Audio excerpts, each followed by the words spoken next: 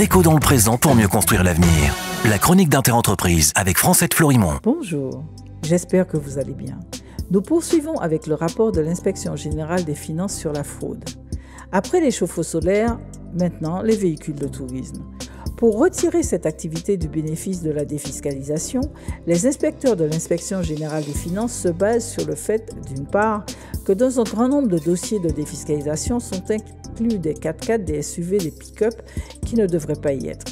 Et que d'autre part, lors d'entretiens avec les principaux loueurs de véhicules de tourisme, que ces derniers se détourneraient de la défiscalisation pour renouveler leur flotte, préférant le crédit bail, au motif que la défiscalisation les oblige de conserver les véhicules 5 ans. Ces informations récoltées lors des entretiens avec les plus grands loueurs méritent d'être complétées. En effet, les TPE proposant de la location de véhicules de courte durée se sont multipliés après la crise sociale de 2009, provoquant une mutation profonde de ce secteur d'activité outre-mer.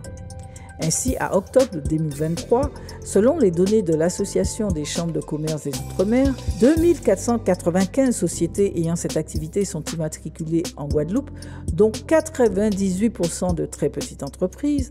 En Martinique, la situation est identique, 75,5% de TPE.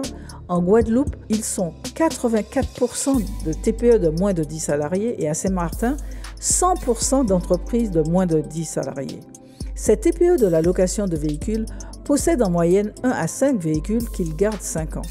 Grâce à elles, le prix de la location de voitures a chuté dans ces territoires. On continue demain. Prenez soin de vous. Déco dans le présent pour mieux construire l'avenir. La chronique d'Interentreprise avec Francette Florimond.